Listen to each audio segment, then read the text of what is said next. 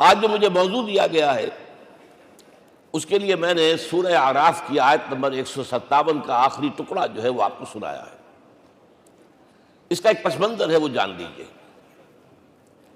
آپ کو معلوم ہے کہ جب حضرت موسیٰ بنی اسرائیل کو لے کر مصر سے نکلے ہیں، اس کے بعد مرحلہ آیا کہ اللہ تعالیٰ نے حضرت موسیٰ کو کوہ طور پر طلب فرمایا تورات عطا کرنے کے لیے۔ ان کی غیر حاضری میں ایک فتنہ کھڑا ہوا اور کچھ لوگوں نے ایک بچڑا بنا کر اس کی پرستش شروع کر دی بنی اسرائیل میں سے، سامری کا بنایا ہوا بچڑا۔ جب حضرت موسیٰ واپس آئے انہوں نے یہ دیکھا تو بہت غضبناک ہوئے، اور پھر اللہ تعالیٰ کے حکم سے فیصلہ ہوا کہ 12 قبیلوں میں سے جن لوگوں نے بھی یہ شرک کیا ہے ان کو انہی قبیلوں کے لوگ خود قتل کریں۔ کئی ہزار اسرائیلی قتل ہوئے۔ یہ بہت بڑا یوں سمجھیے کہ پرج ہوا ہے اس قوم کے اندر۔ اس کے بعد پھر مزید اللہ تعالیٰ کی خدمت میں استغفار کے لیے حضرت موسیٰ علیہ السلام اپنے 70 بڑے بڑے سردار جو تھے 12 قبیلوں کے، ان کو لے کر حاضر ہوئے۔ وہاں انہوں نے استغفار کیا اور ایک دعا کی، پروردگار وَاكْتُبْ لَنَا حَسَنَةً فِي الدُّنْيَا وَالْآخِرَةِ، ہمارے لیے نیکی کا اندراج کر دے دنیا میں بھی آخرت میں بھی۔ جواب ملا اللہ تعالیٰ کی طرف سے، دیکھو عذاب تو میں جس کو چاہوں گا دوں گا، اور ویسے میری رحمت ہر شے کے ساتھ موجود ہے، ہر شے کا وجود میری رحمت سے ہے، لیکن ایک میری خاص رحمت ہے جو میں لکھ رکھوں گا ان لوگوں کے لیے جو میرے نبی امی آخری رسول ان پر ایمان لائیں گے صلی اللہ علیہ وسلم۔ وہ جب آئیں گے اور وہ نیکی کا حکم دیں گے، بدی سے روکیں گے، پاکیزہ چیزوں کو حلال قرار دیں گے، ناپاک چیزوں کو حرام قرار دیں گے، نوع انسانی کے اوپر جو بوجھ تھے جو اس وقت ہوں گے ان کو اتاریں گے۔ وہ جب آئیں گے تو جو لوگ فَالَّذِينَ آمَنُوا بِهِ نمبر 1، وَعَزَّرُوهُ نمبر 2، وَنَصَرُوهُ نمبر 3، وَاتَّبَعُوا النُّورَ الَّذِي أُنزِلَ مَعَهُ أُولَٰئِكَ هُمُ الْمُفْلِحُونَ۔ جو لوگ ان پر ایمان لائیں گے، ان کی تعظیم اور توقیر کریں گے، ان کی مدد کریں گے، اور جو نور ان کے ساتھ نازل کیا جائے گا یعنی قرآن، اس کی پیروی کریں گے، وہ ہوں گے جو فلاح پانے والے ہوں گے، میری خصوصی رحمت سے حصہ ان کو ملے گا۔ اب یہاں پہلے تو دعا کر لیجئے، اللہم ربنا اجعلنا منہم، اے اللہ ہم سب کو ان میں شامل فرما دے جو تیرے نبی کے ساتھ تعلق کی ان 4 بنیادوں کی شرائط کو پورا کر سکے، تقاضوں کو پورا کر سکے۔ اب ذرا ان میں سے ایک ایک کو لیجئے۔ ایمان جانی پہچانی چیز ہے، ایمان جسے کہتے ہیں، اس کی تشریح میں جانے کی ضرورت نہیں، وقت بھی محدود ہے، لیکن ایک بات سمجھنے کی ہے بہت ضروری۔ ایمان کے 2 لیول ہیں۔ ایک قانونی ایمان ہے جس کی بنا پر ہم ایک دوسرے کو مسلمان سمجھتے ہیں، اس کا تعلق اقرار باللسان کے ساتھ ہے، زبان سے کہنا اشہد ان لا الہ الا اللہ وحدہ لا شریک لہ واشہد ان سیدنا و مولانا محمدا عبدہ ورسولہ۔ وہ ہندو تھا، سکھ تھا، پارسی تھا، عیسائی تھا، یہ کلمہ کہے اور اسلام میں آ گیا۔ لیکن یہ زبانی کلامی ایمان جو ہے یہ انسان کی سیرت و کردار پر اثر انداز نہیں ہو سکتا۔ یہی وجہ ہے آج ہم دیکھ رہے ہیں مسلمان ہی جھوٹ بھی بول رہا ہے، مسلمان ہی بے ایمانی بھی کر رہا ہے، مسلمان ہی خیانت بھی کر رہا ہے، مسلمانوں کے لیڈر بلینز کی خیانت کر رہے ہیں۔ یہ کون ہے؟ سب مسلمان ہیں۔ وہ اس کی وجہ کیا ہے کہ ہم صرف قانونی مسلمان ہیں اور ہمارا ایمان قانونی ایمان ہے۔ اس کے لیے اسلام کا لفظ قرآن میں آیا ہے سورہ حجرات میں، قالت الاعراب آمنا قل لم تؤمنوا ولکن قولوا اسلمنا۔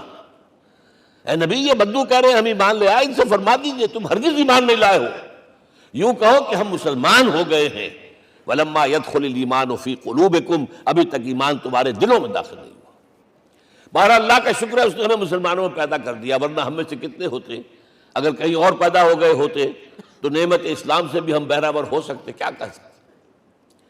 اصل ایمان ہے جب وہ دل میں داخل ہو جائے، یقین بن جائے۔ اسی لیے بچپن میں یاد کیا ہوگا ایمان مجمل، آمنت باللہ کما ہوا باسمائہ و صفاتہ وقبلت جمیع احکامہ اقرار باللسان و تصدیق بالقلب. جب تصدیق بالقلب ہوگی تو اب اس کے تقاضے جو ہیں عملی پیدا ہوں گے. ان تقاضوں میں سے ایک میں دو حدیثوں کے حوالے سے آپ کے سامنے رکھ رہا ہوں. پہلی حدیث حضرت عبداللہ بن عمرو بن العاص رضی اللہ تعالی عنہما سے مروی ہے. لا یؤمن احدکم حتی یکون ہواہ تبعا لما جئت بہ.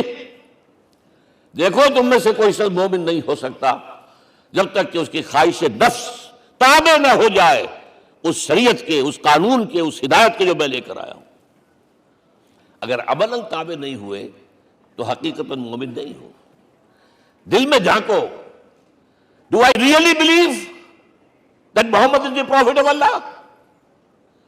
Do I really believe that Quran is the word of God? کبھی جھانکیے گا اندر، جواب ملے گا صحیح آپ کو. کیا کنوکشن ہے؟ کنوکشن ہو اور پھر حضور کی پیروی نہ ہو، حضور کے احکام کی پابندی نہ ہو، اللہ کے قوانین کی پابندی نہ ہو، کیسے ممکن ہے؟ حضور تو فرماتے ہیں صلی اللہ علیہ وسلم ایک ایسی بد اخلاقی اور کج خلقی پر صرف اسے کوئی گناہ کبیرہ بھی نہیں کہیں گے. فرمایا ایک مرتبہ واللہ لا یؤمن واللہ لا یؤمن واللہ لا یؤمن، خدا کی قسم فلاں شخص مومن نہیں ہے، خدا کی قسم فلاں شخص مومن نہیں ہے، خدا کی قسم فلاں شخص مومن نہیں. صحابہ کانپ گئے. کون بدبخت ہے جس کے بارے میں فرمایا جا رہا؟ پوچھا گیا من یا رسول اللہ. جواب سنیے اور اپنے غریب حالوں میں جھانکیے. وہ شخص الذی لا یامن جارہ بوائقہ، وہ شخص جس کی شرارتوں کی وجہ سے اس کا پڑوسی چین میں نہیں ہے، امن میں نہیں ہے، وہ مومن نہیں ہے. خدا کی قسم نہیں ہے، خدا کی قسم نہیں ہے. کیسے علیحدہ کر لیں گے اس ایمان کو اعمال سے اور ایمان کو اخلاق سے؟ آگے چلیے. وہ جو حدیث حضرت ابو ہریرہ سے، اور یہ متفق علیہ ہے، صرف بخاری کی نہیں ہے، بخاری جمع مسلم. لا یؤمن احدکم حتی اکون احب الیہ من والدہ وولدہ والناس اجمعین. تم میں سے کوئی شخص مومن نہیں ہو سکتا جب تک کہ میں اسے محبوب تر نہ ہو جاؤں، اپنے باپ سے بھی، اپنے بیٹے سے بھی، اور تمام انسانوں سے. جھانک لیجئے دل میں صورتحال یہ ہے یا نہیں ہے. کیوں محبوب ہو جائیں؟ اس لیے کہ آپ کے ذریعے ہدایت ملی ہے، آپ کے ذریعے ہم اللہ سے جڑے ہیں. اور آپ کو معلوم ہے دنیا میں کوئی شے ہدایت نہیں، نعمت نہیں ہے جب تک کہ نعمت ہدایت نہ ہو. اگر صحت اچھی ہے، ہدایت نہیں ہے تو بدماشیاں کریں گے. کیا کریں گے؟ آپ کو معلوم ہے صحت اچھی جو ہے کدھر جا کے کھپے گی اگر ہدایت نہیں ہے. اگر دولت ہے، ہدایت نہیں، کیا کریں گے؟ گلچھرے اڑائیں گے، عیاشیاں کریں گے، لوگوں پر اپنی دولت کا روب گانٹیں گے. اولاد ہے، ہدایت نہیں ہے، یہ اولاد سہان روح بھی بن جائے گی کہیں آپ کے لیے. کوئی شے نعمت نہیں ہے جب تک کہ نعمت ہدایت نہ ہو. اور ہدایت ہمیں ملی محمد رسول اللہ صلی اللہ علیہ وسلم کے ذریعے. تو آپ سے بڑھ کر محبوب کون ہوگا؟ اس کے ضمن میں ایک بڑا پیارا واقعہ آتا ہے. حضرت عمر سے پوچھتے ہیں حضور ایک مرتبہ، عمر تمہیں مجھ سے کتنی محبت ہے؟ اندازہ کیجئے اس قدر اپنائیت کسی سے ہوتی ہے تب یہ سوال ہوتا ہے. عمر تمہیں مجھ سے کتنی محبت ہے؟ عرض کیا حضور مجھے آپ دنیا کے ہر انسان سے زیادہ محبوب ہیں. فرمایا اور اپنی جان سے؟ ذرا سا توقف کیا، دل میں جھانکا. ہاں حضور اب میں یہ بھی کہتا ہوں کہ میری جان سے بھی زیادہ عزیز ہے مجھے. آپ نے فرمایا الان عمر اب پہنچے ہو جو مقام ہے، اب درکار ہے، جو مطلوب ہے. تو محبت اس درجے کی، اطاعت اس درجے کی اگر نہیں ہے تو ایمان نہیں ہے. ہاں قانونی ایمان ہے، اب مسلمان ہے، اللہ کا شکر ہے، بہت بڑا فضل ہے. اب اگلے بات پر آئیے. الضروح، ان کی توقیر، ان کی تعظیم کرے. یہ تعظیم کس درجے میں؟ اب وقت بہت کم ہے، میں صرف آپ کو سورہ حجرات سے مثال دے رہا ہوں. فرمایا گیا یا ایھا الذین آمنوا لا ترفعوا اصواتکم فوق صوت النبی ولا تجہروا لہ بالقول کجہر بعضکم لبعض ان تحبط اعمالکم وانتم لا تشعرون. اے ایمان والو، کبھی اپنی آواز کو حضور کی آواز سے بلند تر نہ کر دینا. کبھی جس طرح بلند آواز سے ایک دوسرے سے بات کرتے ہو ایسے نہ کر بیٹھنا. مبادا تمہارے سارے اعمال حق ہو جائیں اور تمہیں پتہ بھی نہ چلے. تم تو کہو گے میں نے کوئی گناہ کبیرہ تو نہیں کیا، میں نے کوئی ڈاکہ نہیں ڈالا، چوری نہیں کی، کوئی زنا نہیں کیا، کوئی شراب نہیں پی. لیکن یہ سوء ادب، لا ترفعوا اصواتکم فوق صوت النبی ولا تجهروا له بالقول كجهر بعضكم لبعض ان تحبط اعمالكم وانتم لا تشعرون. یہاں ایک میں عملی بات بھی آپ کے سامنے رکھ دوں. صحابہ کے بارے میں تو بات سمجھ میں آ گئی کہ اپنی آوازیں پست رکھیں. ہم کیسے کریں؟ ہمارا ایک طرز عمل ہونا چاہیے. اگر کسی گفتگو میں کوئی شخص کہ حضور نے یہ فرمایا ہے، کبھی یہ نہ کہے میں نہیں مانتا. ہاں توقف کر لیں، بھائی میں تحقیق کروں گا کہ واقعی حدیث صحیح ہے یا نہیں ہے. ٹھیک، ضروری نہیں کہ جو کہہ دیں مان لیں آپ. محدثین نے کتنی محنتیں کر کر کے چھانٹی کی ہے. لہذا یہ، لیکن فوراً اگر آپ بتا نہیں میں نہیں مانتا، یہ عقل کے خلاف ہے، یہ فلاں ہے، یہ وہ ہے، یہ ہے کہ جو آپ سوء ادب کے مرتکب ہو رہے ہیں نبی اکرم صلی اللہ علیہ وسلم کی بارگاہ میں. ہاں توقف کریں، غور کریں، تحقیق کریں، معلوم ہو کہ یہ حدیث پختہ نہیں ہے، مستند نہیں ہے، پھر دوسری بات ہے. اور یہ جان لیجئے ہمارا جو معاشرہ ہے اس کا ایک قانونی جو ہے احاطہ ہے. یہ بھی سورہ حجرات کی پہلی آیت ہے، یا ایھا الذین آمنوا لا تقدموا بین یدی اللہ ورسولہ. اللہ اور اس کے رسول کے احکام کا دائرہ ہے، اس کے اندر اندر رہو، باہر نہیں نکل سکتے. لیکن اس دائرے کے اندر ایک مرکزی شخصیت جس کی دل آویزی، جس کا حسن سلوک، جس کا حسن کردار، جس کا حسن اخلاق مرکز بن جائے، تمام لوگوں کی جذباتی محبت کا مرکز بن جائے، اگر یہ نہیں ہوگا تو معاشرہ مضبوط نہیں ہوگا. محض قانون اور دستور پر معاشرہ مضبوط نہیں ہوتا.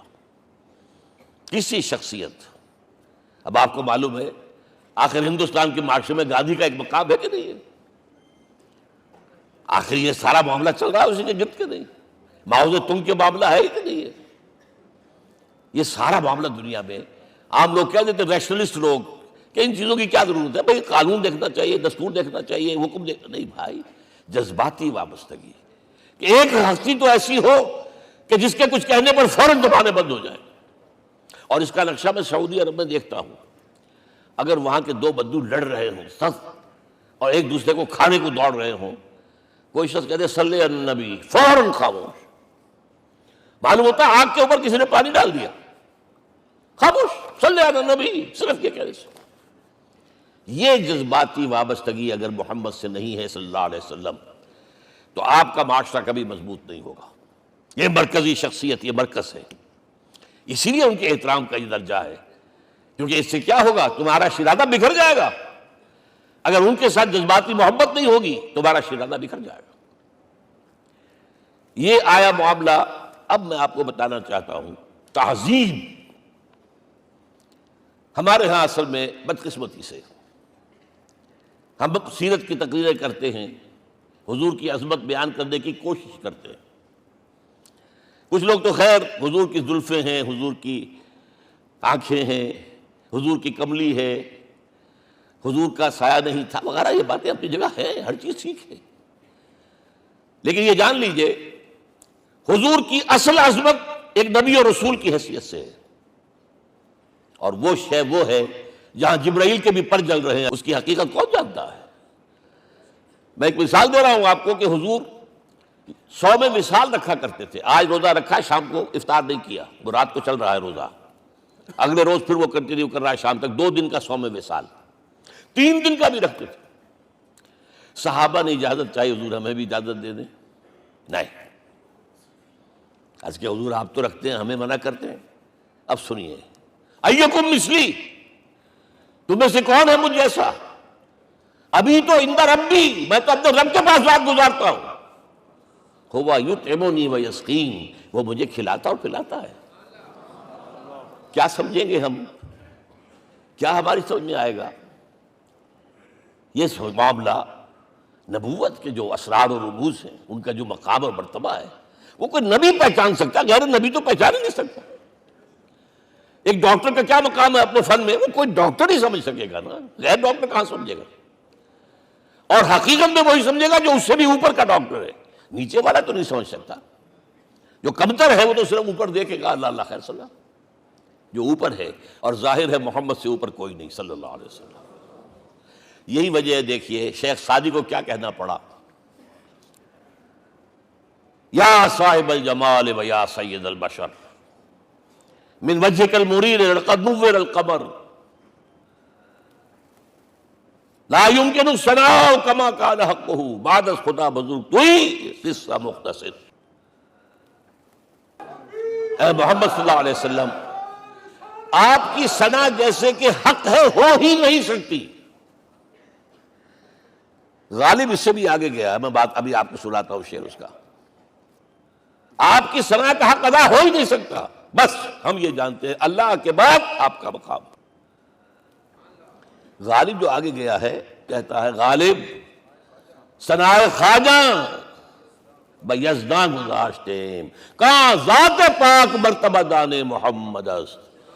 اے غالب ہم نے تو حضور کی ثنا تو اللہ کے حوالے کر دی ہے، اس لیے کہ وہی ذات پاک جانتا ہے مرتبہ محمد کا کیا ہے صلی اللہ علیہ وسلم۔ ہم بیان کرنے کی کوشش کریں گے تو توہین کر بیٹھیں گے۔ ایک لطیفہ ہے، ایک بیچارہ کوئی دیہاتی کہیں پھنسا ہوا تھا کسی جگہ، تھکا ہوا چل رہا تھا، ڈپٹی کمشنر صاحب جا رہے تھے، کار میں بٹھا لیا۔ اب اس نے کہا پتر تینوں اللہ پٹواری کرے۔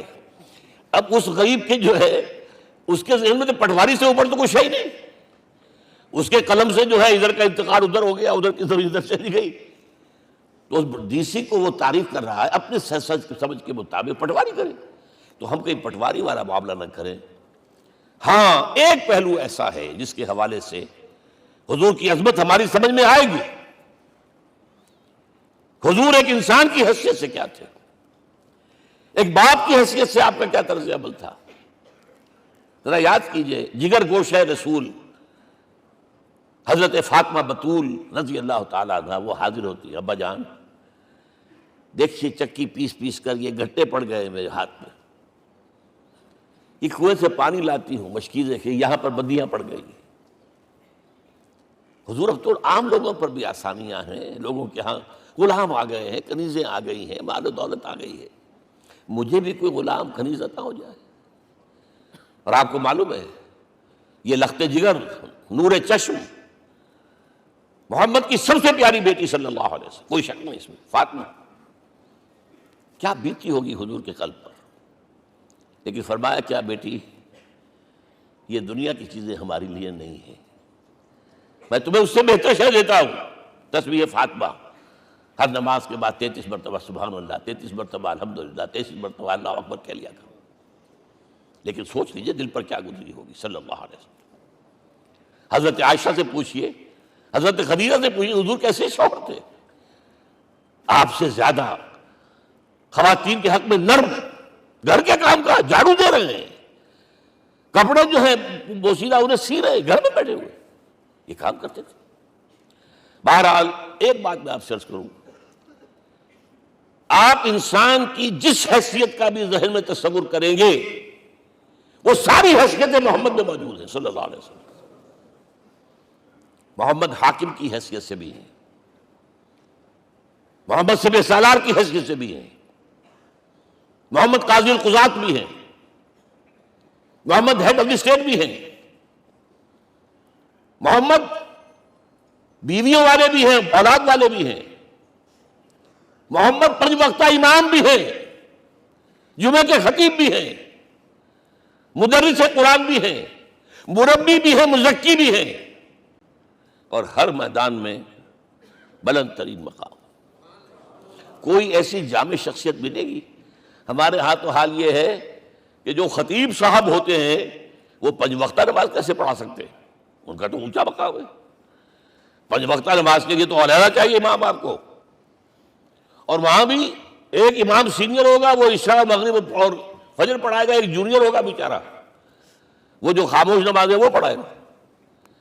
5 وقتہ نماز پڑھا رہے ہیں محمد صلی اللہ علیہ وسلم، اور خطیب بھی وہی ہے، مربی بھی وہی ہے، مزکی بھی وہی ہے۔ ہمارے ہاں جو لوگ تزکیہ نفس کے میدان میں ہیں وہ پھر جماعت کبھی نہیں کراتے، کبھی نہیں دیکھا ہوگا آپ نے کسی صاحب کو کراتے ہوئے۔ یہ جامعیت جو ہے، جامعیت کبریٰ۔ میں صرف ایک بات کہا کرتا ہوں، ایک اعتبار سے حضور کا اسوہ نامکمل ہے، آپ مجھے سوء ادب کا مرتکب نہ قرار دے دیں. رسوا کیا ہے؟ عورت کے لیے اس کی اپنی نسوانی زندگی کے لیے اسوہ آپ میں نہیں ہے. آخر نصف انسانیت ہے، اسے بھی اسوہ چاہیے. یہ ہے جس کی وجہ سے حضور نے شادیاں کی ہیں زیادہ. خواتین کے لیے اسوہ حضور کے ازواج مطہرات ہیں، اور ان میں سب سے بڑھ کر جو بالکل یوں سمجھیے کہ آغاز کے اندر نوجوانی میں آ گئی ہیں حضور کی خدمت میں، نہایت ذہین و فطین. انہوں نے پھر عورت کی زندگی کے لیے حضور کا جو طرز عمل تھا وہ انہوں نے بیان کیا نا. اس لیے سورہ احزاب کے اندر اس کا تذکرہ ہے، جہاں یہ آتا ہے لقد کان لکم فی رسول اللہ اسوۃ حسنہ، وہیں پر یا نساء النبی لستن کاحد من النساء، اے نبی کی بیویوں تم عام عورتوں کے مانند نہیں ہو، تمہیں تو اسوہ بننا ہے امت کے لیے. اب اس سے اگلا قدم میں بڑھا رہا ہوں آگے، اور اس کے ساتھ جڑ جائے گی تیسری بات. تیسری بات کیا ہے؟ وَنَصَرُوهُ، اس کی مدد کریں صلی اللہ علیہ وسلم. پہلی بات تو یہ نوٹ کیجئے، حضور انتہائی غیور انسان تھے، انتہائی غیور. یہ کہا جاتا ہے کہ اگر حضور گھوڑے اس میں سوار ہوتے تھے اونٹ پر، اور آپ کا کوڑا نیچے گر گیا، تو آپ یہ کسی سے نہیں کہتے تھے کہ ذرا یہ میرا کوڑا مجھے پکڑا دینا. یہ بھی گوارا نہیں تھا. آپ اونٹ بٹھا کر نیچے اتر کر اپنا کوڑا خود اٹھاتے تھے. کسی سے اپنے ذاتی کام کے لیے کوئی مدد مانگنا امکان ہی نہیں. بلکہ ایک واقعہ تو وہ ہے جب بھی میں تذکرہ کرتا ہوں میری آنکھوں میں آنسو آ جاتے ہیں. یہ ہجرت کے وقت کا واقعہ ہے. آپ کو معلوم ہے حضور نے تمام مسلمانوں کو مکے سے جانے کی اجازت دے دی، چلے جاؤ مدینے، چلے جاؤ مدینے. آپ خود تھے موجود، اس لیے کہ رسول اپنے مقام کو نہیں چھوڑ سکتا وداؤٹ ایکسپریس پرمیشن فرام اللہ سبحانہ و تعالی. اب حضرت ابوبکر پوچھ رہے ہیں حضور اجازت آ گئی؟ نہیں آئی. آ گئی؟ نہیں آئی. دن گزر رہے ہیں. حضرت عائشہ کی روایت ہے ایک روز ہم نے دیکھا دوپہر کے وقت آ رہے ہیں حضور، کپڑے سے اپنا سر جو ہے ڈھانپا ہوا ہے. عرب میں دوپہر کے وقت وزٹ کرنا جو ہے یہ ان کے خلاف دستور ہے، ان کی تہذیب کے خلاف ہے. یہ قیلولے کا وقت ہوتا. تو حیران ہوئے. آتے ہی فرمایا ابوبکر ہجرت کی اجازت ہو گئی. اب انتہائی خوشی سے اور بڑی امید میں کہ بڑی شاباش ملے گی، حضرت ابوبکر فرماتے عرض کرتے ہیں حضور میں نے 2 اونٹیاں تیار کر رکھی ہیں، خوب کھلا پلا کے انہیں فرما کیا ہوا ہے، یہ ہجرت میں ہمارے کام آئے گی. حضور تھوڑا سا توقع فرماتے ہیں، پھر کہتے ہیں اچھا ٹھیک ہے، ایک میں استعمال کروں گا لیکن میں اس کی قیمت ادا کروں گا. حضرت ابوبکر رو پڑے. حضور مجھ سے یہ مغایرت، سائے کے طرح کے ساتھ رہنے والا، اس سے یہ مغایرت، ذرا سے اشارے پر اپنی کمسن بیٹی پیش کر دی نکاح کے اندر، اس سے یہ مغایرت. رو پڑے. لیکن حضور کی اپنی غیرت تھی، میں قیمت دوں گا. اب بتائیے مدد کا کہ یہ درکار تھی؟ مدد تھی ان کے مشن کے لیے. مشن 2 حصوں میں تھا. اس کو جانیے، آج کچھ علمی باتیں آ رہی ہیں. حضور کے مشن کے 2 حصے، ایک ابتدائی جو تمام انبیاء اور رسول کا تھا، ایک تکمیلی جو صرف محمد کا صلی اللہ علیہ وسلم. ابتدائی کیا ہے؟ اللہ کی طرف دعوت، تبلیغ. جو دعوت قبول کر لیں ان کے لیے بشارت، بشیر کہ تمہارے لیے آخرت میں جنت ہے، نعمتیں ہیں. رد کر دیں ان کے لیے نذیر، خبردار کرنے والے، جہنم کے لیے تیاری کر لو. داعی اللہ، اللہ کی طرف بلانے والے. سراجا منیرہ، روشنی کے چراغ. یہ حیثیتیں مشترک ہیں تمام انبیاء کرام. تمام انبیاء بشیر بھی تھے، نذیر بھی تھے، داعی بھی تھے، سراج منیر بھی تھے. اگرچہ ان تمام حیثیتوں میں بھی حضور کا سب سے اونچا مقام علیحدہ نمایاں ہے، لیکن حیثیتیں بنیادی طور پر مشترک. ایک حیثیت تکمیلی، اور وہ کیا ہے؟ اے نبی جو دین آپ کو دیا گیا ہے صرف تبلیغ نہیں، صرف تعلیم نہیں، اس کو قائم کر کے دکھاؤ ایک نظام زندگی کی حیثیت سے. 3 مرتبہ قرآن میں یہ الفاظ حضور کے لیے آئے ہیں هو الذی ارسل رسولہ بالہدی ودین الحق لیظہرہ علی الدین کلہ. 3 دفعہ سورہ توبہ میں یہ الفاظ آئے، سورہ صف میں یہ الفاظ آئے، سورہ فتح میں یہ الفاظ آئے. وہی اللہ جس نے بھیجا ہے اپنے رسول کو صلی اللہ علیہ وسلم، الہدا قرآن حکیم، ہدایت کاملہ، اور نمبر 2 دین حق. یہ 2 چیزیں دے کر بھیجا. کس لیے؟ تاکہ اس دین کو غالب کرے پورے نظام زندگی پر. یہ معاملہ ذرا سوچئے. اور یہ حضور کے لیے 3 دفعہ، اور کسی اور نبی کے لیے 1 دفعہ بھی نہیں. قرآن مجید کے اس نقطے کو ذہن نشین کر لیجیے. اصل میں یہ کیا ہے، اسے ہم یوں کہیں گے، ایک ہے نبوت و رسالت، ایک ہے تکمیل نبوت و رسالت. ہمارے ہاں ختم نبوت کے اوپر تو زور دیا گیا ہے، اور صحیح دیا گیا ہے، ایمان کا ہمارا جز ہے. حضور کے بعد کسی نے بھی دعویٰ کیا نبوت کا، وہ جھوٹا کذاب دجال. جس نے مانا وہ بہرحال دائرہ اسلام سے خارج ہے، اور جو بھی کچھ ہوا کرے وہ. یہ چونکہ قانونی بات تھی اس لیے اس کا حق ادا کیا علماء کرام نے. واقعہ یہ ہے کہ اس میں کوئی کمی نہیں رکھی، لیکن حضور کی فضیلت اس میں نہیں ہے. فرض کیجئے کہ نبوت چلی آ رہی تھی ہموار طور پر، ایک جگہ آ کے ختم ہو گئی، تو فضیلت کون سی ہوئی؟ نہیں، نبوت و رسالت تدریجاً ترقی کرتے ہوئے اپنے نقطۂ عروج کو پہنچ کر ختم ہوئی. یہ ہے فضیلت. اب آپ سوچئے، الہدا دیا گیا حضور کو، تو کیا تورات میں ہدایت نہیں تھی؟ سورہ اعراف کی آیت ہے، سورہ مائدہ کی، انا انزلنا التوراۃ فیہا ھدی ونور. ہم نے نازل کی تھی تورات، اس میں ہدایت بھی تھی، نور بھی تھا. ہم مانتے ہیں اللہ کی کتاب تھی. وہی فرمایا ہے انجیل فیہا ھدی ونور، اس میں ہدایت بھی تھی، نور بھی تھا. پھر یہ الہدا قرآن آیا. یہ کیا ہے؟ ہدایت نے درجہ بدرجہ ترقی کرتے ہوئے قرآن میں آ کر کامل ہو گئی. ہدایت کامل. وجہ کیا ہے؟ انسان کا شعور بھی تو درجہ بدرجہ بڑھا ہے. ایک وقت تھا ہمارا بچپن تھا، فکر کے اعتبار سے، سوچ کے اعتبار سے، علم کے اعتبار سے. ہمارے آباء و اجداد کبھی جو رہتے تھے غاروں کے اندر یا کبھی آئے ہیں تو کیا تھا ان کے پاس؟ اب اس وقت جو ہے کسی کو آپ پرائمری کے بچے کو پی ایچ ڈی ڈاکٹر رکھ دیجئے ٹیوٹر، تو کیا پڑھائے گا؟ پڑھائے گا تو وہی جو پرائمری کا بچہ سمجھ سکے. لہذا وہ جو کہا گیا تھا آدم کو اس زمین کی خلافت دیتے، فَإِمَّا يَأْتِيَنَّكُم مِّنِّي هُدًى فَمَن تَبِعَ هُدَايَ فَلَا خَوْفٌ عَلَيْهِمْ وَلَا هُمْ يَحْزَنُونَ. یہ ہدایت رفتہ رفتہ آئے گی، آئے گی، آئے گی، آئے گی. اور یہ بات جان لیجئے، پروفیسر ڈاکٹر محمد شریف نے جو کتاب لکھی ہے فلسفے کی تاریخ پر، اس میں بتایا ہے کہ 1200 برس انسانی تاریخ کے بہت ہی پروڈکٹیو ہے فلسفیانہ فکر کے لیے. From 600 BC to 600 AD 1200 years سارے فلسفے اسی میں پیدا ہوئے. سقراط، مختار، افلاطون اور یہ سب نکل گیا، کنفیوشس بھی آ گیا، تاؤ بھی آ گیا، اور بدھ بھی آ گیا، جین بھی آ گیا، سب آ گئے، سب آ گئے. گویا کہ انسان جب کچھ سوچ سکتا تھا، جتنا سوچ سکتا تھا سوچ چکا. اور یہ بھی سنا دوں، حضرت عیسیٰ نے کہا تھا اپنے حواریوں سے، ڈپارٹنگ جو میسج تھا، مجھے ابھی تم سے اور بھی بہت باتیں کرنی تھی، لیکن تم ان کا تحمل نہیں کر سکو گے. جب وہ فارقلیت آئے گا صلی اللہ علیہ وسلم تو تمہیں سب کچھ بتائے گا.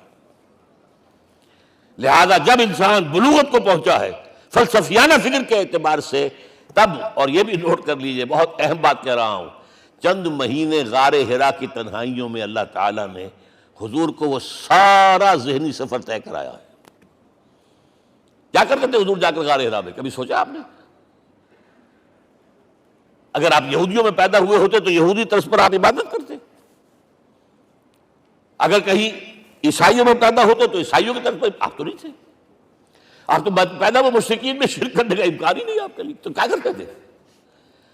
حدیث کے الفاظ یہ یتحنث فی، وہاں جا کر عبادت کرتے تھے.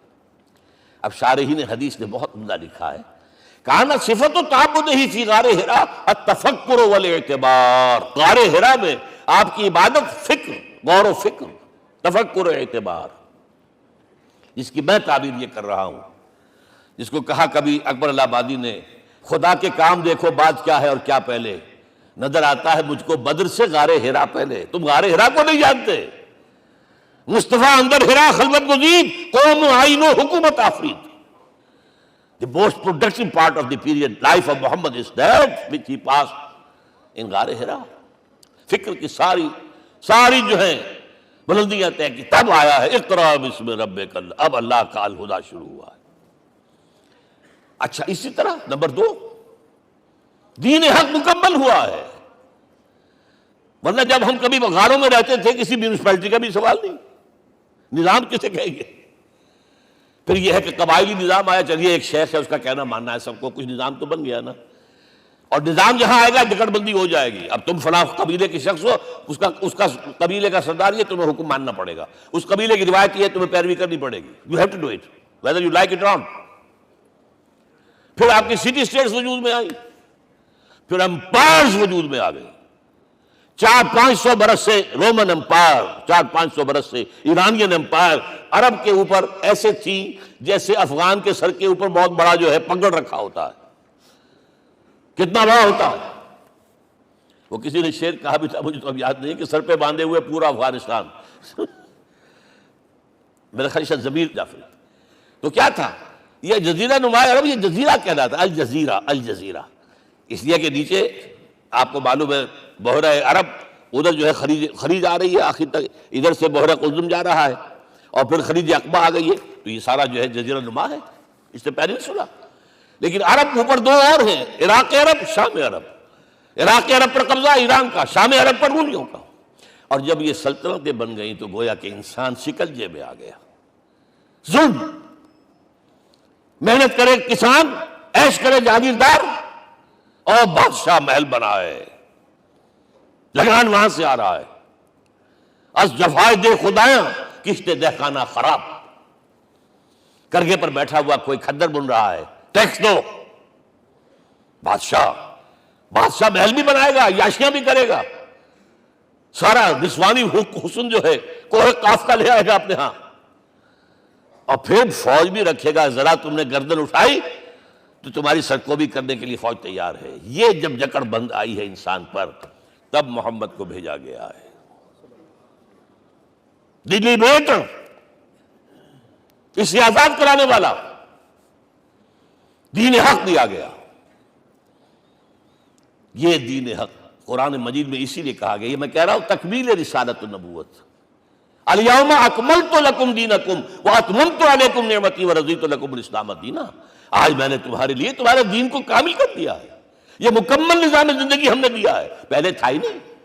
لہذا کسی اور نبی سے یہ نہیں کہا گیا کہ اس کو غالب کرو. میں نے آپ کو بتا دیا کہیں نہیں ہے.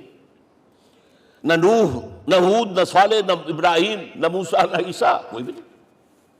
اور حضور سے کہا گیا یہ دین اب غالب کرو. اگر صرف تم کتاب میں لکھ کر دے جاؤ اور اس کے مثال پیش نہ کر سکو، دنیا کہے گی بہت اچھی شاعری ہے.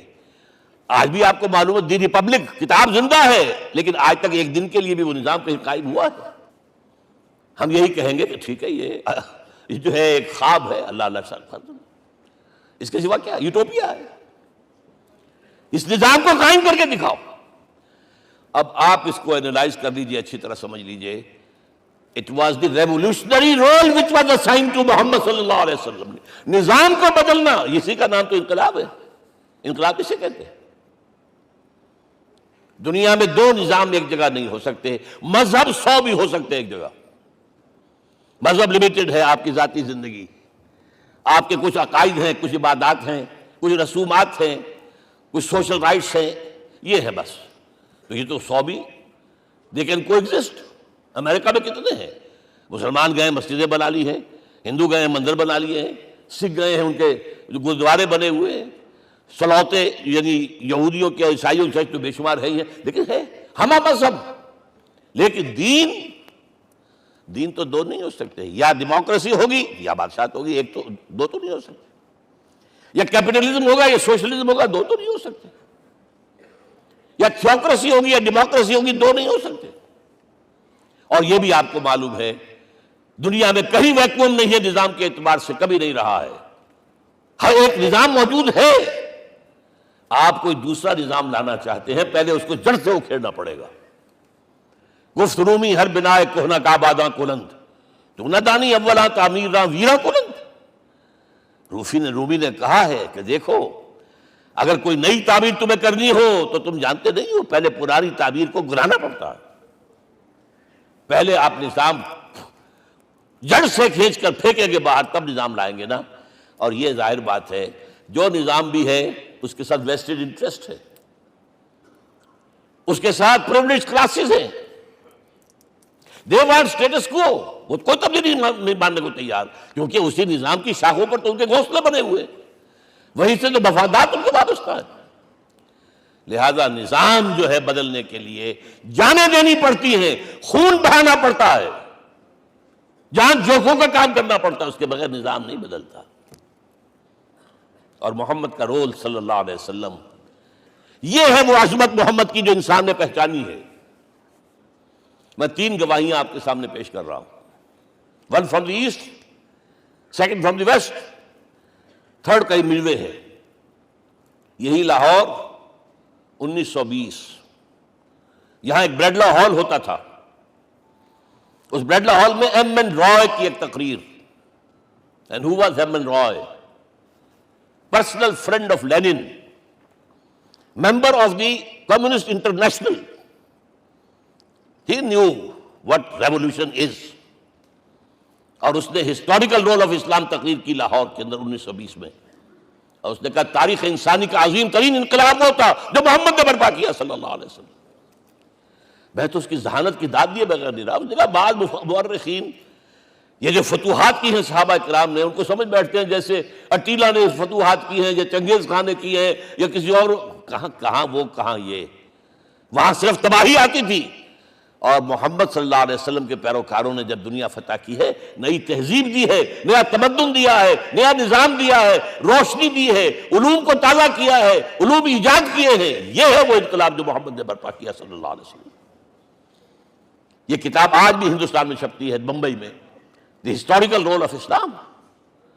اور میں سمجھتا ہوں کہ ہندو ہے، کمیونسٹ ہے اور گواہی دے رہا ہے۔ دوسرا، یہ تو چونکہ بڑی ریسنٹ پاسٹ کی بات ہے، ڈاکٹر مائیکل ہارٹ ایک کتاب لکھتا ہے دی 100، اور اس کا سب ٹائٹل کیا ہے؟ A selection and gradation of the 100 most influential personalities of the human race, human history۔ پوری انسانی نسل میں سے ان لوگوں کو چن لو جنہوں نے اس کی تاریخ کے دھارے کے رخ کو موڑا ہو، ادھر جا رہا تھا ادھر کر دیا، ادھر جا رہا تھا ادھر کر دیا۔ جن لوگوں نے بھی تاریخ کا دھارا موڑا، پہلے سلیکٹ کر لو، سلیکشن۔ 100 آدمی کا نام آ گئے، اب گریڈیشن، ان میں سب سے زیادہ کس نے کیا؟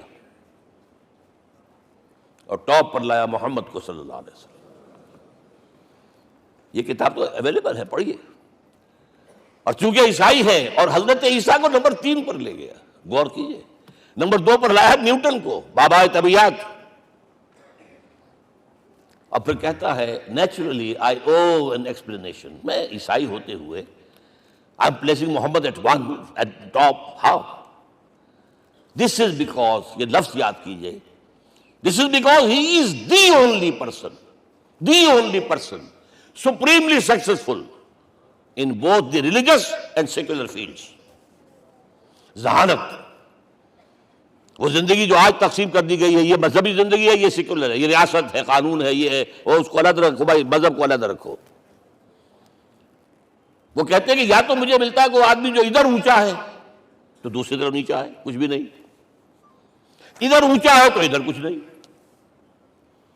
روحانیت میں، دین میں، اخلاق میں عیسیٰ سے اوپر کون جائے گا؟ لیکن حکومت میں، ریاست میں کوئی پدہ بھی نہیں رکھا، زیرو۔ مذہب کتنا بڑا پیدا کر دیا گوتم بدھ نے، لیکن ریاست، حکومت زیرو۔ اور بڑے سے بڑے جو ہیں شہنشاہ اور بڑے سے بڑے کانکرس، کوئی چلا آیا ہے، آپ سوچئے جو گریک آ رہا ہے، جو سکندر اعظم کہاں سے چل کر مقدونیہ سے کہاں پہنچ گیا؟ بیاس تک۔ اٹیلا کہاں سے پہنچ گیا؟ مشرق سے مغرب تک۔ لیکن مذہب و اخلاق کے اندر زیرو نہیں بلکہ مائنس ویلیو لانی پڑے گی۔ ایک ہی انسان ہے، آپ کم سے کم give credit to his honesty، ایک ہی انسان، دو ہے ہی نہیں. He is the only person supremely successful in both the religious and the secular fields. اب آئیے تیسری میں گواہی دے رہا ہوں ایک ایسے شخص کی جو ویسے شاتم رسول ہے، گالیاں دی ہیں اس نے، بدترین گالیاں دی ہیں، رقیق حملے کیے، جیسے رشدی نے کیے ہیں ایسے تسلیمہ نسرین نے کیے ہیں، سب اس طرح کے کیے ہیں. وہ ایچ جی ویلز ہے، فکشن سٹوری رائٹر، ہسٹورین بھی ہے. 2 کتابیں ہیں اس کی تاریخ پر، تاریخ انسانی عالم، short history of the world and concise history of the world. جو رقیق حملے کیے ہیں میں اس کا ذکر نہیں، اس لیے کر دیا کہ معلوم ہے وہ دشمن ہے، دوست نہیں ہے. اگر کسی کا دوست ہوگا تو تعریف کرے گا، وہ دشمن ہے. میں اسٹیبلش کرنا چاہتا ہوں ہی از انیمی. اور عربی زبان کا ایک مقولہ یہ ہے کہ الفضل ما شہدت بہ الاعداء، فضیلت تو وہ ہوتی ہے جس کی گواہی دشمن دے. جب وہ آیا ہے concise history of the world میں چیپٹر آخری حضور کا، جو حضور کے چیپٹر میں جو آخری بات خطبہ حجۃ الوداع کو کوٹ کیا ہے، لا فضل لعربی علی عجمی ولا لعجمی علی عربی ولا لأحمر علی اسود ولا لأسود علی احمر الا بالتقوی. کسی عرب کو کسی عجمی پر کوئی فضیلت نہیں، کسی عجمی کو کسی عرب پر کوئی فضیلت نہیں، کسی گولے کو کسی کارے پر کوئی فضیلت نہیں، اور کسی کالے کو کسی گورے پر کوئی فضیلت نہیں، ہاں تقویٰ کے ساتھ فضیلت ہے. اب ذرا میرا ایک لفظ نوٹ کیجئے، کیا لکھتا ہے اس پر؟ Although the sermons of human freedom, fraternity and equality were said before also, and we find a lot of these sermons in Jesus of Nazareth. مسیح ناصری حضرت عیسیٰ علیہ السلام کے ہاں بھی واعظ تو ہمیں بہت ملتے ہیں، but it must be accepted that it was Muhammad صلی اللہ علیہ وسلم who for the first time in history established a society based on these principles. انسانی حریت، اخوت، مساوات، اس کے واعظ کہنے تو بہت آسان ہے، تقریریں کرنی تو بہت آسان ہے، لیکن ان ویلیوز کو باقاعدہ اسٹیبلش کرنا ایک سوسائٹی میں ماننا پڑتا ہے. یہ اسے دینا پڑا کریڈٹ جو بھی ہے. لیکن ایک بات نوٹ کر لیں، مبادہ کہیں آپ میرے بارے میں سوء ظن ہو جائے، تازہ ایڈیشن جو اب اویلیبل ہے اس میں سے یہ نکال دیے گئے ہیں. آج کے جو ان کے ایڈیٹرز ہیں ان کے حلق سے نیچے نہیں اتر رہے. اتنی بڑی حقیقت. آپ پنجاب لائبریری یا پبلک لائبریری سے جا کے پرانا ایڈیشن لیجئے، concise history of the world کے اندر آپ کو یہ الفاظ مل جائیں گے. Although the sermons of human fraternity, freedom and equality were said before also, and we have a lot of these sermons in Jesus of Nazareth, but it must be accepted that it was Muhammad sallallahu alaihi wasallam who for the first time in history established a society based on these principles. اب یہ جو mission میں نے آپ کے سامنے رکھا، ایک بنیادی مشن، قرآن کی تبلیغ کرو، تبلیغ کرو، تبلیغ کرو، تبلیغ کرو. یا ایھا رسول بلغ ما انزل الیک من ربک وان لم تفعل فما بلغت رسالتہ. نمبر 2، جو دین حق دیا اسے غالب کرو، قائم کرو، نافذ کرو، اس کی مثال پیش کرو دنیا کے سامنے. ان دونوں میں مدد درکار تھی محمد رسول اللہ کو. جیسے حضرت مسیح نے کہا تھا، وَإِذْ قَالَ عِيسَىٰ ابْنُ مَرْيَمَ لِلْحَوَارِيِّينَ مَنْ أَنصَارِي إِلَى اللَّهِ، کون ہے میرا مددگار اللہ کی راہ میں. جیسے کہ اللہ فرماتے سورہ حدید میں، بڑی پیاری آیت ہے، بڑی ریولوشنری آیت ہے، بلکہ میں ایک لفظ استعمال، بڑی ننگی انقلابی آیت ہے قرآن مجید کی. اتنا صاف اللہ تعالیٰ ہی سچ بول سکتا ہے، کوئی اور تو ضرور کہیں نہ کہیں اس کے اوپر کوئی کپڑا ڈال کے بات کرے گا. آیت نمبر 25 آف سورۃ الحدید، لقد ارسلنا رسلنا بالبینات، ہم نے اپنے رسولوں کو بھیجا واضح نشانیوں کے ساتھ، معجزات کے ساتھ. وانزلنا معهم الکتاب والمیزان، ان کے ساتھ کتاب اتاری، شریعت اتاری، میزان اتاری، نظام اتارا. لِيَقُومَ النَّاسُ بِالْقِسْطِ، تاکہ لوگ عدل پر قائم ہوں. اس لیے کتاب کیوں بھیجی، رسول کیوں بھیجے، نبی کیوں بھیجے، وحی کیوں بھیجی؟ تاکہ لوگ عدل پر قائم ہوں. یہ اس سے بڑی آیت کوئی ہوگی؟ عدل اجتماعی، سوشل جسٹس. اب اگلا ٹکڑا پڑھیے، وَأَنزَلْنَا الْحَدِيدَ، ہم نے لوہا بھی اتارا ہے، فیہ باس شدید، اس سے اسلحہ بنتا ہے، جنگی قوت ہے. وَلِيَعْلَمَ اللَّهُ مَن يَنصُرُهُ وَرُسُلَهُ بِالْغَيْبِ، اور اللہ دیکھ لینا چاہتا ہے کون ہے اس کے وفادار بندے جو لوہے کی طاقت کو ہاتھ میں لے کر اللہ اور اس کے رسول کی مدد کرتے ہیں۔ دین اللہ کا، اسے قائم کرنا اللہ کی مدد ہے، اسے قائم کرنا محمد کا فرض ہے، اس کے جد و جہد کرنا محمد کی مدد ہے صلی اللہ علیہ وسلم۔ یہ تھی نصرت، اور یہ نصرت آپ کو معلوم ہے حضور کی زندگی میں صحابہ کرام نے کی ہے کہ نہیں کی؟ جو شخص ایمان لایا فوراً داعی بن گیا، فوراً۔ ابو بکر ایمان لائے، اور 6 جو ہیں عشرہ مبشرہ میں سے چوٹی کے صحابہ، وہ ان کی دعوت پر ایمان لائے۔ سعد بن ابی وقاص، طلحہ، زبیر، عثمان، سعید بن زید، یہ سب کون ہیں؟ حضرت ابو بکر کی دعوت۔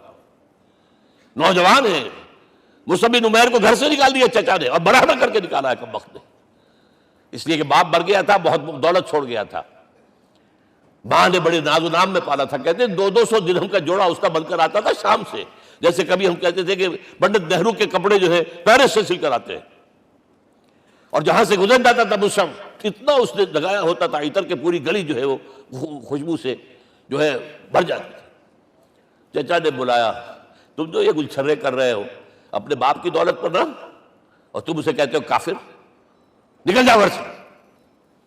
وہ چلنے لگے، یہ واز اے ٹین ایجر، چلنے لگے۔ وہ سمجھا تھا کہ میرے یہ کہنے سے اس کے تو اس کو تارے نظر آ جائیں گے، یہ فوراً جو ہے توبہ کرے گا، پلٹ آئے گا۔ چلنے لگے تو اسے اور غصہ آیا، یہ کپڑے بھی اسی باپ کے ہیں، اتارو۔ وہی اتارے کپڑے، مادرزاد برہنہ ہو کر ماں کے پاس گئے، ماں نے آنکھوں پر ہاتھ رکھا، مصعب کیا ہوا ہے؟ فرمایا امی میں موحد ہو گیا ہوں، یہ ہے توحید۔ اور اب جا کر حضور کے دامن میں بیت ارقم میں اب ہمہ وقت کارکن ہے، قرآن اتر رہا ہے، پڑھ رہے ہیں، سمجھ رہے ہیں، قرآن اتر رہا ہے، یاد کر رہے ہیں۔ اور اس کے بعد جب کہا تھا مدینے والوں نے بیعت عقبہ اولیٰ پر کہ حضور ہمارے سے آپ کی ملاقات تو سال کے بعد ہی ہوگی، درمیان میں تو آپ کو معلوم ہے خونریزی ہے، کوئی قافلہ بچ کے نہیں آ سکتا، تو اب آپ ہمیں کوئی اپنا شاگرد دیجئے۔ مصعب بن عمیر کو حضور نے کہا جاؤ ان کے ساتھ۔ وہاں ان کا نام پڑ گیا المقری، پڑھانے والا، قرآن پڑھانے والا۔ 75 آدمی اگلے سال لے کر آ گیا ہے، اور اسی سے بیعت عقبہ ثانیہ ہوئی ہے، اور ہجرت کا راستہ کھل گیا۔ اور اس کو ایک دفعہ حضور نے دیکھا، مسجد کے دروازے کے سامنے سے گزر رہا تھا مصعب، پھٹا ہوا کمبل تھا جسم پہ لپیٹا ہوا تھا۔ حضور کی آنکھوں میں آنسو آ گئے۔ غزوہ احد میں شہید ہوا کس طرح؟ علم بردار تھا، ایک ہاتھ پر وار پڑا ہے، کٹ کے گر گیا، ایک ہاتھ سے تھاما، دوسرے پر بھی گر گیا، دونوں جو بچے ہوئے حصے تھے اس سے تھاما۔ پھر جب ختم ہو گئے، اس کے بعد جو ہے جب دفن کر رہے تھے تو حضور کے سامنے پرابلم لایا گیا۔ مصعب کے جسم پر تو کوئی کپڑا ہی نہیں تھا سوائے ایک چادر کے، ایک دھوتی، اللہ اللہ خیر صلی۔ اور شہید کا کفن ہوتا ہے اس کا اپنا لباس۔ حضور وہ اتنا چھوٹی ہے وہ چادر کہ پاؤں ڈھانپتے ہیں تو سر کھل جاتا ہے، سر ڈھانپتے ہیں تو پاؤں کھل جاتے ہیں۔ فرمایا سر کو ڈھانپ دو کپڑے سے اور پیروں پر گھاس ڈال دو۔ That was the last dress which Mus'ab got۔ تو یہ لوگ جو تھے محمد رسول اللہ والذین معہ، یہ ساتھی حضور کے، جنہوں نے حضور کے مشن میں آپ کا ساتھ دیا۔ اور ایک خاص مرحلے کا تو میں آپ کے سامنے ذکر ہی کر دوں، اس لیے کہ دین کی اقامت، دین کا غلبہ، اس میں تو جہاد اور قتال آئے گا لا محالہ۔ Nobody is going to allow you to change the system۔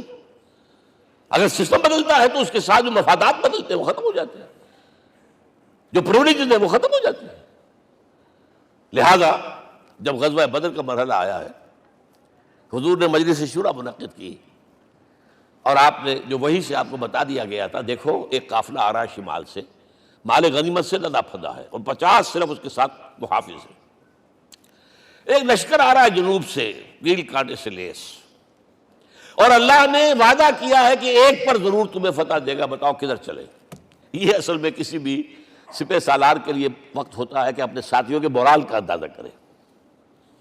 کچھ ہوں گے ہم جیسے کمزور بھی، انہوں نے کہا کہ حضور پہلے قافلے کی طرف چلے، آسانی سے فتح بھی ہو جائے گی اور ہتھیار مل جائیں گے، ہمارے پاس تو ہتھیار بھی نہیں ہے، گنتی کے لوگوں کے پاس تلواریں بھی نہیں سب کے پاس، تو 50 آدمیوں کے ہتھیار تو ملیں گے، پھر لشکر سے نپٹ لیں۔ اب حضور کہہ رہے ہیں اشیرونی اشیرونی اشیرونی۔ حضرت مقداد بن اسود کھڑے ہوتے، حضور ہمیں موسیٰ کے ساتھی نہ سمجھیے جنہوں نے کہہ دیا فَاذْهَبْ أَنْتَ وَرَبُّكَ فَقَاتِلَا إِنَّا هَاهُنَا قَاعِدُونَ۔ ہم موسیٰ کے ساتھی نہیں ہیں، ہم آپ کے جانثار ہیں، آپ جو آپ کی نیت ہے آپ بسم اللہ کیجیے، ہم آپ کو کیا پتہ ہمارے ذریعے آپ کو اللہ تعالیٰ آنکھوں کی ٹھنڈک عطا فرمائے۔ حضور پھر فرمایا مجھے مشورہ دو، مجھے مشورہ دو۔ تب خیال آیا سعد ابن عبادہ رضی اللہ تعالیٰ عنہ کو، جو رئیس انصار تھے، ہو نہ ہو یہ ہماری طرف روئے سخن ہے، کیونکہ بیعت عقبہ ثانیہ جس کے نتیجے میں ہجرت ہوئی ہے اس میں طے یہ ہوا تھا کہ اگر یہ مکے والے مدینے پر حملہ آور ہوں گے آپ کو ختم کرنے کے لیے، ہم آپ کی حفاظت ایسے ہی کریں گے جیسے اپنے بیوی بچوں کی۔ اور ابھی مدینے پر حملہ ہوا نہیں ہے، حضور پری ایمپٹ کر رہے ہیں، باہر نکل کر مقابلہ کرنا چاہ رہے ہیں، تو گویا کہ انصار کور نہیں ہوتے اس کے اندر، اس لیے بار بار اشیرونی، مجھے مشورہ دو۔ اب سعد بن عبادہ کھڑے ہوتے ہیں، کانک تعنینا یا رسول اللہ صلی اللہ علیہ وسلم، اے اللہ کے رسول شاید آپ کا روئے سخن ہماری جانب ہے، فإنا آمنا بک وصدقناک، ہم آپ پر ایمان لا چکے ہیں، ہم نے آپ کی تصدیق کی، اب ہمارے پاس چوائس کون سا ہے؟ اگر آپ آگے چلیں ہم پیچھے چلیں گے، اگر برق الغباد تک پہنچیں گے ہم اپنی اونٹنیوں کو دبلا کر دیں گے، یمن کا آخری شہر جو ہے برق الغباد، اور اگر آپ ساحل سمندر پر کھڑے ہو کر اپنی سواری سمندر میں ڈالیں گے ہم بھی ڈال دیں۔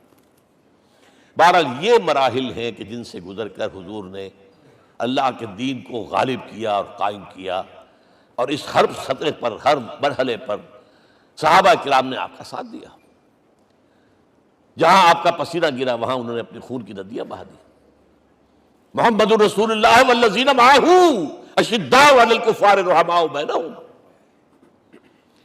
یہ ہے در حقیقت عظمت محمد صلی اللہ علیہ وسلم۔ آج کے دور میں سمجھ لیجئے اچھی طرح، یہ دور جس کا کہ فاتح ہیں حضور، فاتح سے مطلب افتتاح کرنے والے، اس دور میں اجتماعی نظام کی اصل اہمیت ہے۔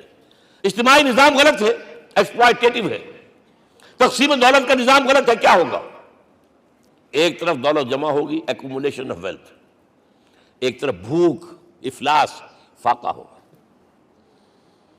شاہ ولی اللہ دہلوی کہتے ہیں کہ جس معاشرے میں تقسیم دولت کا نظام غلط ہو جائے، یہ دو دھاری تلوار ہے، دو دھاری، دونوں طرف کاٹتی ہے۔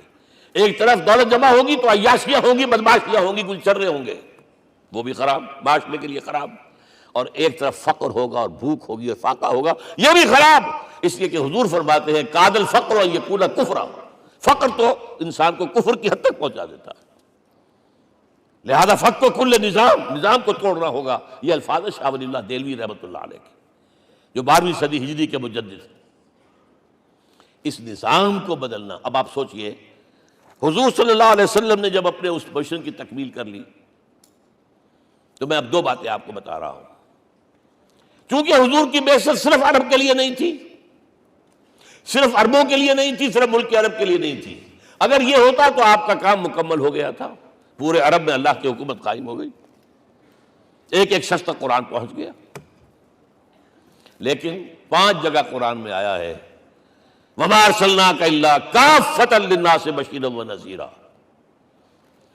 ہم نے نہیں بھیجا آپ کو مگر تمام انسانوں کے لیے بشیر اور نذیر بنا کر، لہذا کام مکمل نہیں ہوا۔ اقبال کہتا ہے وقت فرصت ہے کہاں، کام ابھی باقی ہے، نور توحید کا اتمام ابھی باقی ہے۔ یہ بھی تکمیل رسالت کا مظہر ہے کہ حضور سے پہلے کوئی رسول پوری نوع انسانی کے لیے نہیں بھیجا گیا، آپ پہلے رسول ہیں اللہ کے اور آخری جو پوری نوع انسانی کے لیے بھیجے گئے۔ حضرت عیسیٰ نے بھی یہی کہا تھا اپنے حواریین سے، تو سینٹ پال نے اسے تبلیغی مذہب بنایا ہے۔ انجیل میں ابھی الفاظ موجود ہیں کہ I have been sent in search of the lost sheep of the house of Israel، میں تو اسرائیل کے گھرانے کی کھوئی ہوئی بھیڑوں کی تلاش میں بھیجا گیا ہوں، صرف بنی اسرائیل کے لیے۔ قرآن بھی کہتا ہے رسولا الی بنی اسرائیل، واحد رسول ہیں جو پوری دنیا کے لیے بھیجے گئے۔ اچھا کہہ دینا تو آسان ہو گیا، اس کا مطلب کیا ہے؟ جب تک پوری دنیا پر اللہ کا دین غالب نہ ہو، محمد کا مقصد بعثت ہنوز شرمندہ تکمیل ہے، اور یہ ہوگا، اس کی خبر دی ہے۔ یہ ایک تحفہ میں لے کر آیا آپ کے لیے، 8 صفحے ہیں، لیکن یہ سمجھیے کہ یہ سونے کے حروف سے لکھے ہوئے ہیں، وہ احادیث، وہ آیات جن میں حضور نے خبر دی ہے کہ پوری دنیا پر اللہ کا دین غالب ہوگا۔ ہو نہیں سکتا کہ دنیا ختم ہو جائے اور محمد کا مقصد بعثت ابھی مکمل نہ ہو، ناممکن۔ جن آیات کو پڑھیے، ان میں پھر احادیث پڑھیے۔ میں صرف 2 حدیثیں آپ کو سنا دوں۔ ایک میں حضور نے اپنے زمانے سے لے کر قیامت تک کے 5 ادوار گنائے ہیں. آپ پڑھ لیجیے گا، ٹیکسٹ ہے یہ، اور خدا کے لیے اس کی قدر کیجیے گا. یہ آیات ہیں، احادیث سے پھینک نہ دیجیے خدا کے لیے کہیں. اور اس کے اندر جو ہے اس وقت کے جو مایوسی کے اندھیارے ہمارے اوپر چھائے ہوئے ہیں اس کا علاج ہے کہ نہیں، اور بھی دور فلک ہیں ابھی آنے والے، ناز اتنا نہ کریں ہم کو ستانے والے. بہرحال حضور نے جب اپنا مشن عرب کی حد تک مکمل کر لیا تو اب ایک بات نوٹ کیجئے، خطبہ حجۃ الوداع 1.25 لاکھ کا مجمع. حضور نے اپنے اس خطبے میں اپنی تعلیمات کے جو اہم نکات تھے انہیں اور دہرایا 3 مرتبہ ایک بات کی ہے. لاؤڈ سپیکر تو تھا نہیں، پہلے آپ ادھر رخ کرتے تھے، آپ کہتے تھے کچھ، ادھر لوگ آدمی آگے کھڑا ہوا اس کو آگے پہنچاتا اور آگے پہنچاتا تھا، پھر آپ سامنے رخ کر کے کہتے تھے، پھر بائیں طرف رخ کر کے 3 مرتبہ، ایک لفظ 3 مرتبہ. آخر میں ایک سوال کیا ہے، الا هل بلغت، دیکھو لوگوں میں نے پہنچا دیا یا نہیں؟ کیونکہ قرآن میں تحدید آئی تھی، اے نبی، یا ایھا النبی بلغ ما انزل الیک من ربک وان لم تفعل فما بلغت رسالتہ. اے نبی جو کچھ تم پر نازل کیا گیا اللہ کی طرف سے پہنچا دو، اور اگر نہیں کیا تو رسالت کا حق ادا نہیں ہوگا. اور اس میں سورہ اعراف کی آیت نمبر 6 اگر پڑھ لیں، فَلَنَسْأَلَنَّ الَّذِينَ أُرْسِلَ إِلَيْهِمْ وَلَنَسْأَلَنَّ الْمُرْسَلِينَ.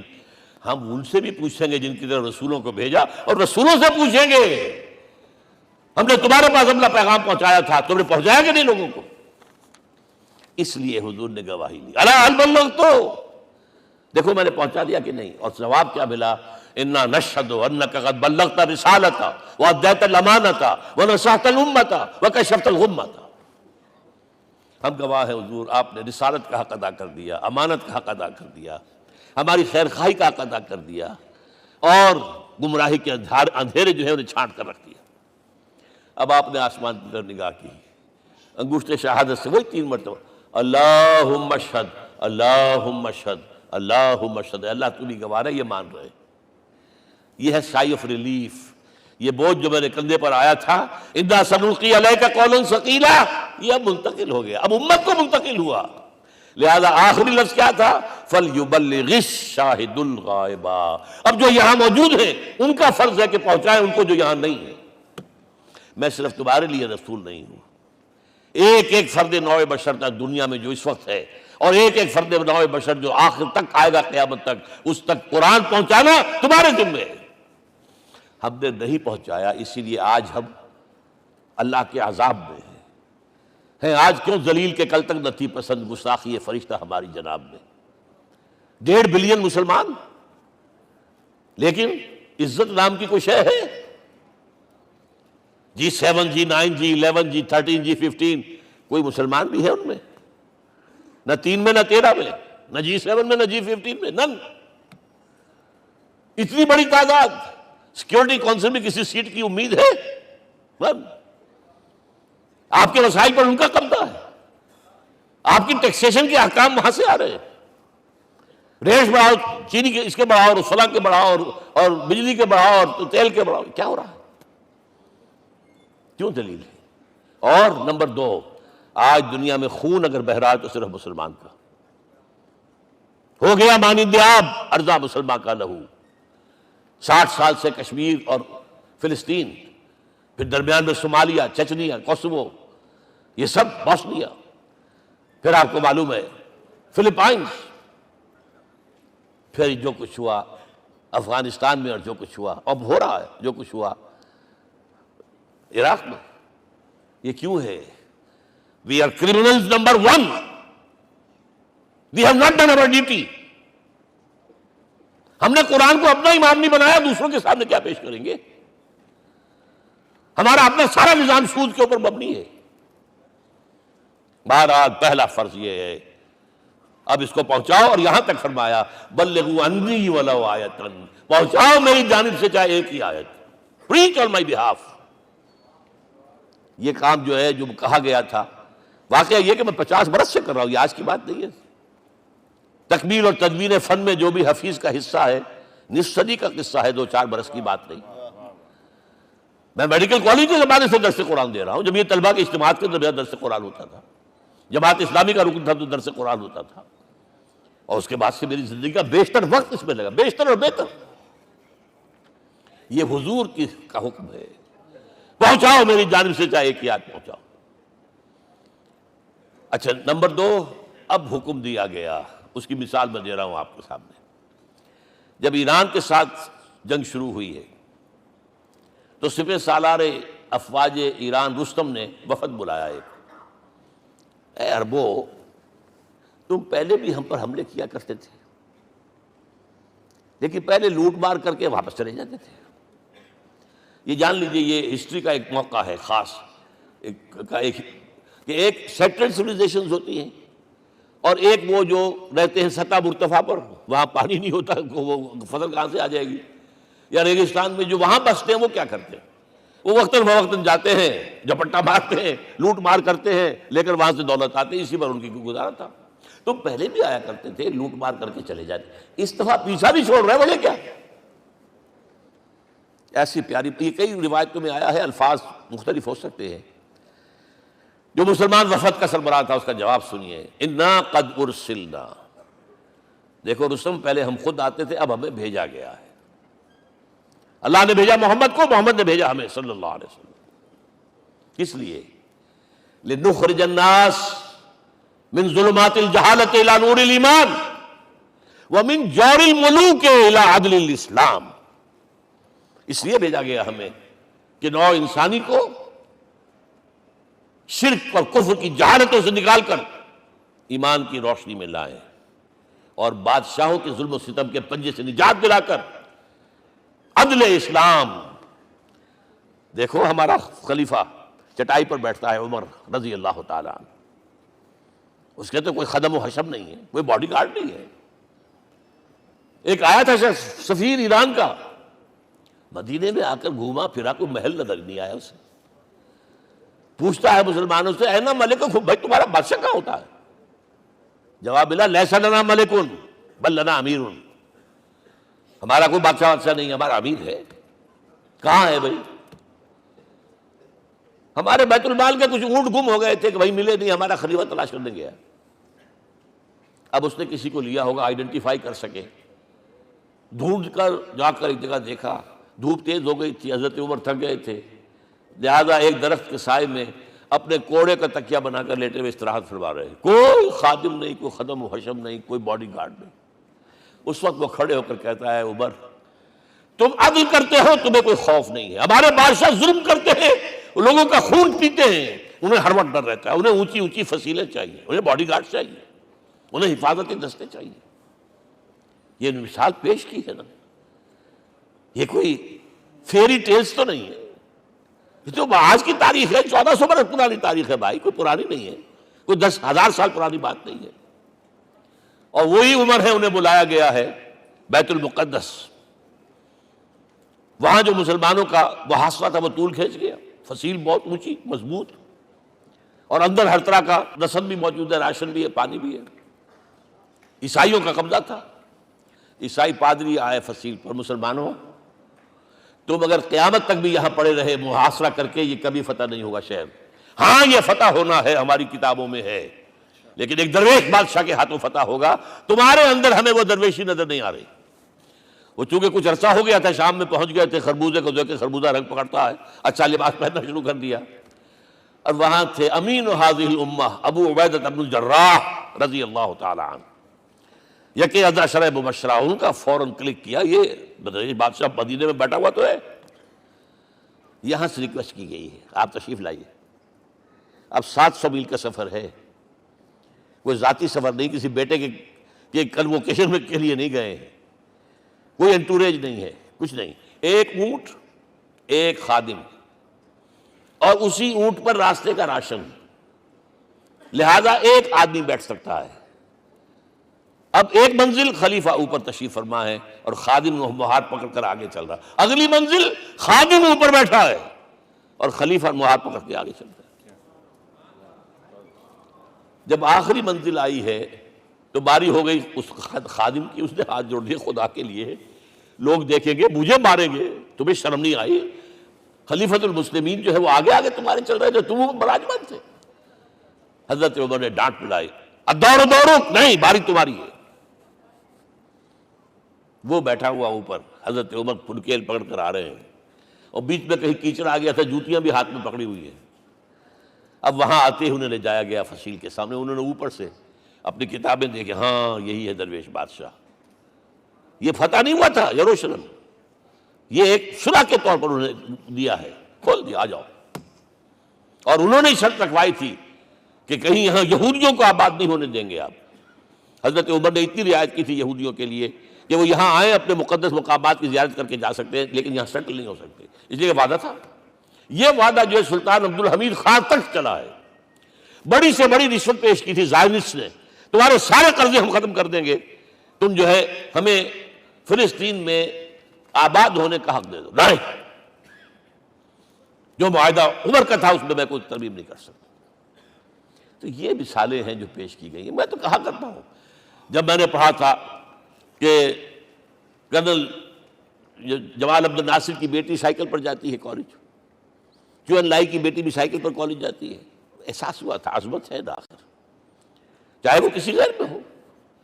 اور واقعہ یہ ہے کہ میں بیان کرنے سے رہ نہیں سکتا، جب میں نے لال بہادر شاستری کے بارے میں سنا، he had no house in the whole of India. یہ تو بھارت کی ڈیموکریسی کا ایک معجزہ ہے۔ A person who doesn't own a house in the whole length and breadth of India and he rose to the position of Prime Minister. ہمارے ہاں کسی میونسپلٹی کا جو ہے ممبر نہیں بن سکتا، اس کی بیوی اپنے گھر میں خود کھانا پکاتی تھی، کوئی ملازم نہیں تھا۔ اور جب ہارٹ اٹیک ہوا ہے تاشقند میں، تو وہ جو مرتے دم بات کی ہے اس نے ماتا جی سے کی ہے، بیوی سے نہیں کی۔ یہ ہماری مشرقی روایات ہیں، ماں کا مقام۔ لیکن یہ تمام مثالیں جو ہیں، پوری نوع انسانی 10 مرتبہ پیدا ہو کر ختم ہو جائے، حضرت عمر والی مثالیں نہیں لا سکتے۔ رات کو گشت کر رہے ہیں، ایک جگہ سے رونے کی آواز آئی، معلوم ہوا کہ بچے ہیں، بھوکے ہیں، رو رہے ہیں۔ ماں سے پوچھا گیا کیا معاملہ ہے، کہ کیا کروں، کچھ نہیں ہے، میں نے یہ آنڈی چڑھا دی ہے، چولہے کے اوپر آگ جلا دی ہے، بچوں سے کہا کچھ پک رہا ہے، ذرا انتظار کرو، سو جائیں گے۔ کانپ گئے، ایسے گئے سیدھے بیت المال، آٹے کی بوری اپنے غلام سے کہا میرے کندھے پر رکھ، میں لے چلتا ہوں۔ نہیں، قیامت کے دن تم میرا بوجھ نہیں اٹھا سکو گے۔ اپنے کندھے پر بوری رکھ کر لائے ہیں، کھانا پکوایا، کھلایا بچوں۔ اب اگر حضور یہ کہے کہ سید القوم خادم ہوں، تو یہ حقیقت تھی کہ نہیں تھی؟ ورنہ اگر یہ مثال نہ آتی تو کہتے ہیں جی شاعری تو اچھی ہے، بہت اچھا شعر کہہ دیا، کوئی سردار بھی کبھی خادم ہوا ہے۔ اب یہ ہے کہ یہ نظام دنیا میں، بس آخری بات پہ میں آ گیا ہوں، یہ خوشخبریاں میں آپ کے ساتھ یہ تحفہ لے کر آیا، یہ پڑھیے کہ نظام دوبارہ آنا ہے۔ محمد کی پیشین گوئی غلط نہیں ہو سکتی، ہو صادق المصدوق صلی اللہ علیہ وسلم۔ اگرچہ ابھی ہمیں اور سزائیں ملنی ہیں، اور سخت سے سخت سزائیں آنی ہیں۔ ابھی آرمگڈون سر پر تنی ہوئی ہے، کھڑی ہوئی ہے، ملحمۃ العظمیٰ جسے حدیث میں کہا گیا۔ آرمگڈون پتہ نہیں آپ نے کبھی سنا ہے کہ نہیں سنا ہے، یہ بائبل کی آخری کتاب جو ریولیشن جان ہے اس میں ہے، ایک بہت بڑی جنگ ہوگی، گریٹر اسرائیل بنانے کے لیے بہت بڑی جنگ ہوگی، and you set the stage has been set for that۔ NATO تیار اسی کے لیے ہو رہا ہے دوبارہ۔ کس لیے؟ نیٹو چیف سے پوچھا گیا تھا کہ تمہارا دشمن جو تھا یو ایس ایس آر تو ختم ہوا، گھٹنوں کے بل پڑا ہوا ہے، اب کس کے لیے اس کو ایکسٹینڈ کر رہے ہو اور آرگنائز کر رہے ہو؟ اب ہمیں مسلم فنڈامنٹلسٹ سے نپٹنا ہے۔ یہ ہے وہ کروسیڈ جو شروع ہوئی۔ یہودی اور عیسائی نیو کنزرویٹوز، نیو کونس، یہ دونوں جڑے ہوئے ہیں، ایک 5 پوائنٹ ایجنڈا ہے ان کا جس پر دونوں کا اتفاق ہے۔ تو ابھی ہم پر بڑے برے وقت آنے ہیں، ہمیں سزائیں ابھی اور ملنی ہیں، لیکن ٹیبلز ول بی ٹرنڈ، دنیا میں اللہ کا دین قائم ہوگا، چاہے ابھی اور اپس اینڈ ڈاؤنز آئیں گے، لیکن ہوگا، لیکن ہوگی، وہ وقت آئے گا اللہ کا دین قائم ہوگا پوری دنیا میں۔ ایک حدیث میں آپ کو سنانے چلا تھا، حضرت ثوبان سے رضی اللہ تعالیٰ عنہ، مسلم شریف کی روایت ہے، حضور نے فرمایا ان اللہ زوالی الارض، اللہ نے میرے لیے پوری زمین کو لپیٹ دیا، فرأیت مشارقہا و مغاربہا، میں نے اس کے سارے مشرق دیکھ لیے، سارے مغرب دیکھ لیے، فإن امتی سیبلغ ملکہا ما زوئ لی منہا، میری امت کی حکومت ان تمام علاقوں پر قائم ہو کر رہے گی جو اللہ نے زمین کو لپیٹ کر مجھے دکھا دیے۔ یہ ہونا ہے، and that is going to be the end of this world۔ Armageddon بھی آ جائے گی، پہلے ملحمۃ العظمیٰ بھی آئے گا، سزائیں بھی ملیں گی، بالآخر وہ ہوگا۔ لیکن آخری بات، میرے اور آپ کے لیے مسئلہ لمحہ فکریہ کیا ہے؟ میں اور آپ کہاں کھڑے ہیں؟ Are we on the side of اللہ اور on the side of America? بہرحال یہ تو جو اپس اینڈ ڈاؤنز آنے ہیں، میرے اور آپ میں سے ہر شخص کے سوچنے کی بات یہ ہے، یہ تو انقلاب تو آئے گا، حضور کے ذریعے سے آیا، کچھ لوگ حضور کے ساتھی بن گئے، ان کی دنیا بن گئی، آخرت بن گئی، قیامت کے بعد جو کچھ ملنا ہے اللہ تعالیٰ روح و ریحان و جنت النعیم۔ کچھ رہ گئے کہ چاہے سگا چچا تھا محروم رہ گئے، ابو لہب۔ آج بھی یہ قافلہ ادھر چل رہا ہے۔ اقبال نے بالکل ٹھیک کہا ہے کہ دنیا کو ہے پھر مار کا روح و بدن پیش، تہذیب نے پھر اپنے درندوں کو ابھارا، اللہ کو پابر دیے مومن پہ بھروسہ، ابلیس کو یورپ کی مشینوں کا سہارا۔ اور صحیح کہا ہے، آخری بات جو کہہ رہا ہوں، ایک نکتہ میرا رہ گیا ہے، وَاتَّبَعُوا النُّورَ الَّذِي أُنزِلَ مَعَهُ، چوتھی بات، اور یہ کہ وہ لوگ جو اس نور کا اتباع کریں گے کہ جو ان کے ساتھ نازل کیا قرآن، اس لیے کہ قرآن ہی ذریعہ ہے، آلہ انقلاب ہے۔ قرآن انسانوں کو بدلتا ہے، افراد کو، افراد مل کر جماعت بن کر وہ جو انقلاب برپا کرتے ہیں، بٹ انڈیویجول چینج۔ اقبال کے الفاظ میں چوں بجا در رفت جہاں دیگر شود، یہ قرآن اگر کسی کے باطن میں اتر جاتا ہے تو اس کے اندر انقلاب آ جاتا ہے۔ He is a change person from within, واتبعوا النور الذی انزل معہ۔ لیکن آخری دور کے بارے میں چند اشعار سنا رہا ہوں۔ شب گریزاں ہوگی آخر جلوہ خورشید سے، یہ چمن معمور ہوگا نغمہ توحید سے، ہو کر رہے گا، اور پھر دلوں کو یاد آ جائے گا پیغام سجود، پھر جبیں خاک حرم سے آشنا ہو جائے گی، اور آنکھ جو کچھ دیکھتی ہے لب پہ آ سکتا نہیں۔ میں حیرت ہوں کہ دنیا کیا سے کیا ہو جائے۔ آب روان کبیر تیرے کنارے کوئی دیکھ رہا ہے کسی اور زمانے کے خواب۔ وہ زمانہ آنا ہے، لیکن دیکھنا یہ ہے کہ میرا اور آپ کا اس میں کتنا حصہ ہے۔ اقول قولی ھذا واستغفر اللہ لی ولکم ولسائر